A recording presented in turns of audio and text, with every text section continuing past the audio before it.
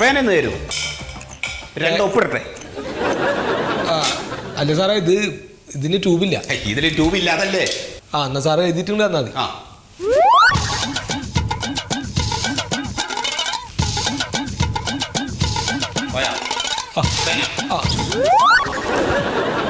ഞാൻ ഫയലിൽ കൊണ്ടുവരും.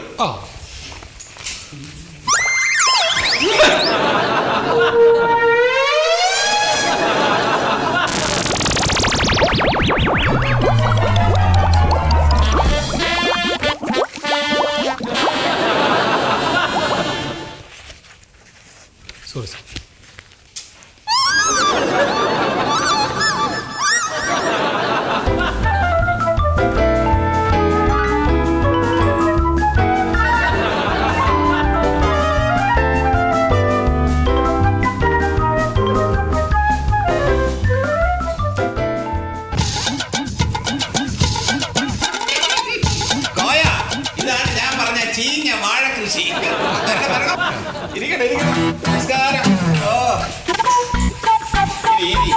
സാർ അന്ന് വീട്ടിൽ നിന്ന് പോയതിനു ശേഷം ഒന്നും അറിഞ്ഞില്ല ഞങ്ങളുടെ നഷ്ടപരിഹാരത്തിന്റെ കാര്യം. നിങ്ങൾക്കത് കിട്ടില്ല സാർ, അങ്ങനെ പറയരുത്. ഞങ്ങൾക്ക് വേറൊരു വഴിയില്ലാത്തത് കൊണ്ടാ.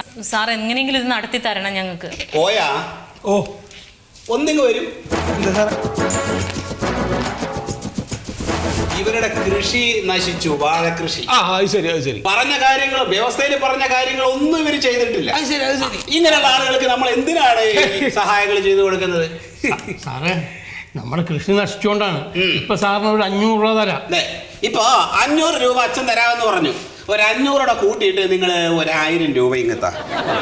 അപ്പൊ ആ പൈസ കിട്ടാതെ സാറ് ഞങ്ങൾക്കൊന്നും ചെയ്തു തരില്ല? ഒന്നും ചെയ്തു തരില്ല. സാറ് ചോദിക്കുന്നത് എന്താണെന്ന് സാറിന് ബോധ്യമുണ്ടോ? ഒരു സന്തോഷം, എന്റെ ഒരാവശ്യം.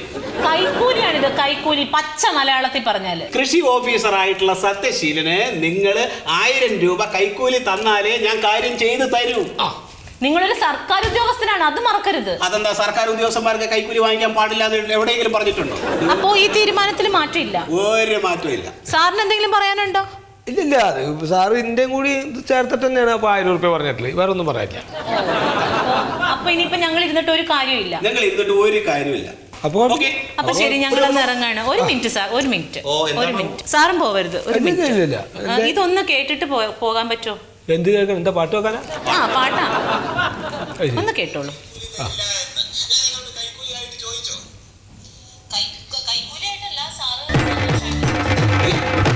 ഒന്നുമില്ല, ഇപ്പൊ നമ്മൾ സംസാരിച്ച കാര്യങ്ങളേ ഉള്ളൂ. അതെന്തിനാ നിങ്ങൾ റെക്കോർഡ് ചെയ്തത്?